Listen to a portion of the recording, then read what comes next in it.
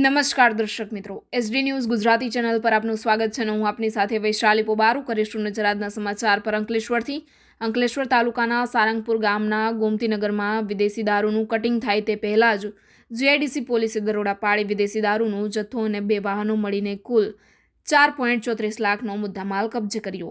Ankleshwar GIDC મથકના PSI એવી શિયાળિયા સહિત સ્ટાફ પેટ્રોલિંગમાં હતા. તે દરમિયાન બાતમી મળી હતી કે સારંગપુર ગામની નવીનગરીમાં રહેતો કુખ્યાત બુટલેગર મનીષ ઉર્ફે મલો કાલિદાસ વસાવા અને રોહિત દલસુખ વસાવા બંને ઇકો ગાડીમાં વિદેશી દારૂનો ભરી લાવી સારંગપુર ગામના ગોમતીનગરમાં જથ્થો કટિંગ કરી રહ્યા છે. બંને બુટલેગરો ઇકો કારમાંથી વિદેશી દારૂનો જથ્થો ઉતારી મોપેડ ઉપર મૂકી રહ્યા છે.